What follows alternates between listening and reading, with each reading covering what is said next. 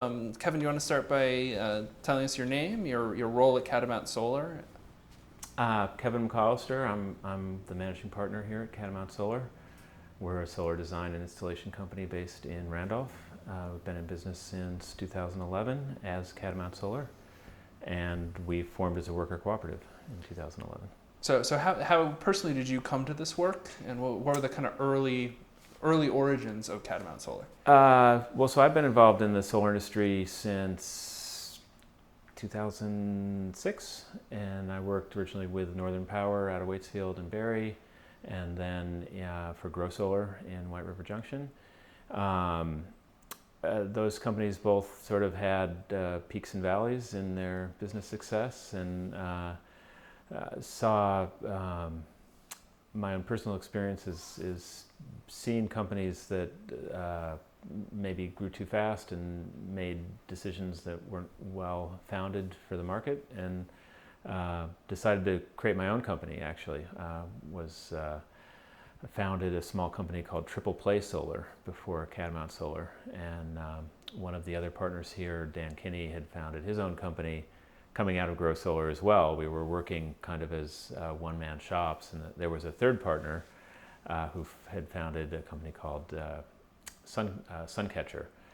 And so the three of us had these small one-man operations operating for a short while in 2009, 2010. One of us would get a job and realize there was no way that we could do it ourselves, and we would call the other two and say, hey, I've got something here, do you want to help? And we realized we were already kind of working cooperatively, and thought there might be some good reasons for kind of rebranding and making it official that we're really working together under one company, and that's when we decided to form Catamount Solar. Interesting. So it was almost like the merger of three sole proprietorships. It was, yeah. And coming, so this was 2009, 2010, coming not too long after the near financial collapse. We all kind of wanted to see if there's a way to do things a little differently, and I think we'd all heard about worker co-ops. We did a little bit of research and decided that would be a way to sort of make a company that's fundamentally different from a standard kind of top-down organization, where there would be more democracy within the company, conceivably better decision-making happening because of greater involvement, and just more better economic fairness across the board. And so at that point, were you aware of the worker co-op model? Were you thinking of a partnership? Like how did you settle on the worker co-op structure? I think we were aware of it. We talked to a couple of people. I went to one of the early co-op summits, talked to a couple of people there. We had a local lawyer here who's known for being a co-op lawyer, and he helped put together our structure, and we just don't look back. So once the three of you were together and kind of up and running, how did the early years of starting to bring in additional people work for you guys? It was a little bit, it was definitely a transition we had to make. For the first year or so, it was just the three of us. Actually, first couple of years, and we were doing everything ourselves, just three guys, and like any kind of startup, if it's going to be successful, you need to be prepared to put in long hours, and so the three of us were doing everything from being on the roof to selling jobs to doing procurement or doing paperwork, doing all the accounting, and eventually one of us, I think it was Dan, said, "Look, guys, we're all like either 50 or about to be 50, and like we're not going to be humping panels on roofs too much longer. We need help." And so we found initially a couple of installers and trained them, and then got a couple of more, and we kind of had to decide at that point, well, so what is the, because I don't think it was written, wasn't really written, I don't think it was really written into our starting operating agreement, which has been evolving, over the years. But we had to decide what the terms, how does somebody go from being an employee to a member owner of the company, and ultimately we decided that it should be one full year of one full calendar year. So from January to December full time, plus whatever additional partial year the person had before they got to January. So it ends up being about a year and a half as an employee, and currently it's a $10,000 capital contribution. Mm-hmm. And so as you started bringing sort of new folks in, and you all of the founding owners had the experience of being an owner before, but for folks who maybe hadn't had the experience of owning their business, has there been challenges or certain things, approaches you've taken to sort of building that identity? It's definitely a work in progress. I have to say it's been a kind of a big learning curve for us to understand that just because this opportunity is presented to somebody doesn't necessarily mean they completely get what it means to be an owner. And so, idealistically, we want everybody to be an owner and to have a piece of the ownership and sort of a piece of the pie at the end of the year, which is great. But there's more to it than just that. There's a sensibility behind it, and the willingness and ability to step up to help in more ways. One of the challenges that we have, and we're still working through this, is we have office staff as well as field staff. So the field staff, they have a fundamentally different job. They're tradespeople. They're out in the field. They're building these systems for us. They're also hourly workers, whereas the people in the office are on salary. And so what does it mean to be an owner who's on an hourly wage? It's a little bit, I don't know, different sensibility, I think, in terms of being efficient.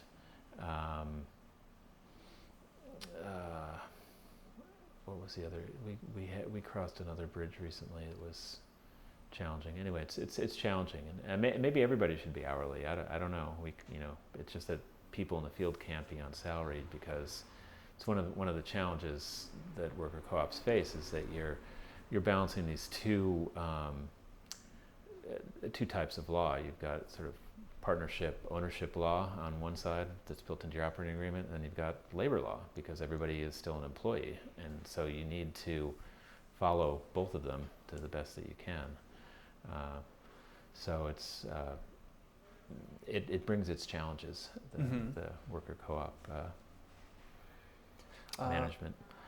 And so what are there certain characteristics, do you think, to the culture that kind of comes out of that ownership at Catamount that you see that are different than places that you've worked before, or? I guess I'd like to say yes. It would be good. I think it would be good for you to talk to other people and ask them that.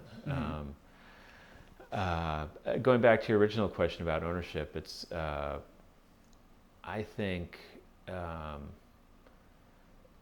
like I said, going in, idealistically, you want everybody to be part of the team and to be an owner, but I think you need to also be a little bit selective, and that's okay. And that if you have concerns about somebody coming on to be an owner, I mean, you need to remember, they're going to be your partner. They're signing on the line to join the company, and if you have concerns about them, that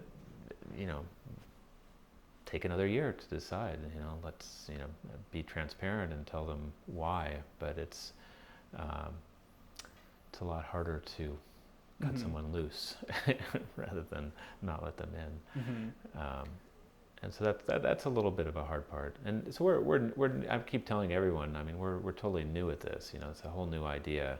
It was the three of us for the first 2 to 3 years. Then we brought in just one person who we also had all worked with before, and he was sort of very well experienced, and it was an easy transition to bring one person on. And then last January, we brought in 6 more people, and that was a huge transition to go from 3 to 9, and we're still smoothing over the rough spots of that. I have to admit, but we worked with the Democracy at Work Institute. We had one of their consultants do a series of trainings with everybody last fall, sort of in anticipation to, try and bring people up to speed about what it is, what a worker co-op is, what it means to be an owner, how worker co-op finances work.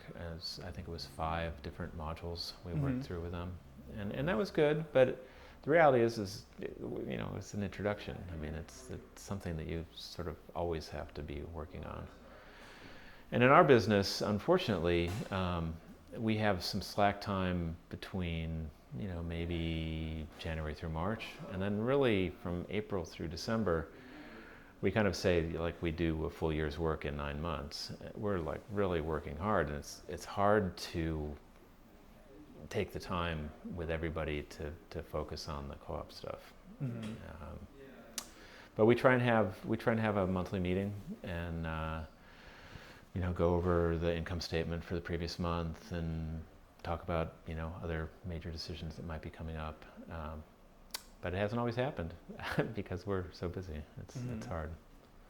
So in terms of how your the sort of business that you guys do has changed over since you started. Is it pretty much the same types of projects as you've scaled up and gotten bigger? Has the type of work that you guys do changed? I guess we've expanded a little bit. We do some more bigger projects now also that don't always utilize all of our crew. Like it's easier, we can sub out bigger pieces of them to the manufacturer of the equipment on the bigger jobs. Basically, is how it works. So I don't know. I mean, it's grown in all dimensions, I guess is the best way to say it. Yeah.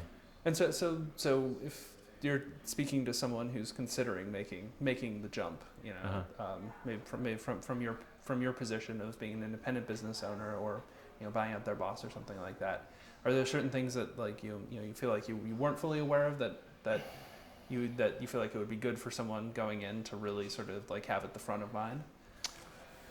I guess go in with your eyes wide open for sure. I'm 100% convinced that we did the right thing in forming a workers' co-op, but there have been some rough spots, and it takes some constant work to sort of maintain the ownership identity, ownership culture, especially as more and more people come in. It's not something that just happens. It's not something that I think people, at least in the business that we're in, it's not something that like most of these guys ever thought that they would do, right? I mean, it's like I think somebody may have written a paper called the accidental owner or something like that. And it's true. I mean, suddenly, like, you thought it was a job, but no, you're actually a part owner of the company. And what does that mean? And how do you, our job is sort of managing the enterprise. How do you get people to understand that and make it bring value to the whole enterprise, not just have it be like a personal, year-end dividend value for the individual. Well, do you think that you've come to see or understand certain elements that are common in the more general work culture that prove to be barriers to that sort of cultivating that sort of mindset? A little bit. I mean, I think like part of it is the salary versus hourly thing. So, hourly employees, if you've been a tradesperson and you've been an hourly employee your whole life, well, you work your 8 hours and you're done. And then, it's complicated because if you work more than 8 hours, then you need to get overtime too. And so from the business side of managing overtime and how much overtime do you let somebody acquire in order to do co-op meetings, for example. It's a balancing act. But I think we definitely have guys that see the value and want to be involved and want to do it.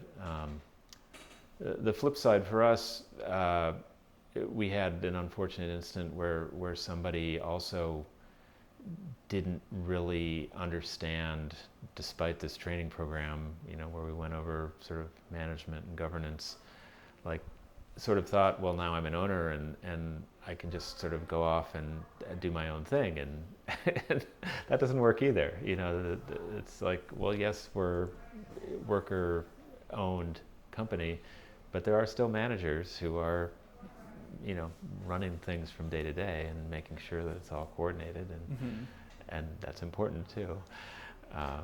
Yeah, that's an interesting thing I've encountered, where it's this question of like people's metaphor for ownership is owning your house or your car, which means you can do whatever you want with it, pretty much, right? Right. Versus this kind of thing where it's ownership, but you still have this mutual accountability. With Yeah, other I mean, there's still like the day after you become an owner, you still need to show up the next day and do the same job that you did the day before you were an owner. And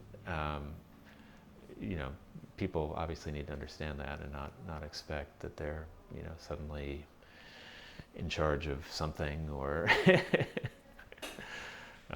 and so unfortunately we did see that happen, and that individual is no longer with us.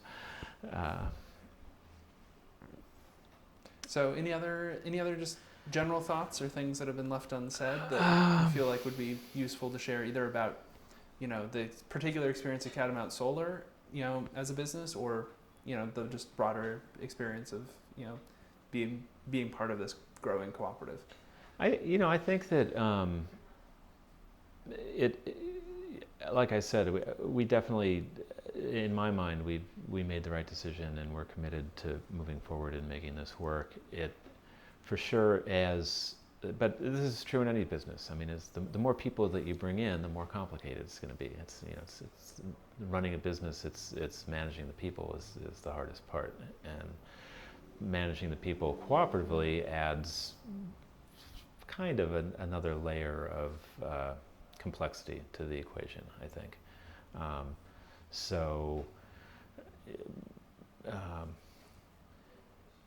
When we started Catamount Solar, if you had told me, so we've gone from 3 people who started it in 2011. 5 years later, we have about 15 people.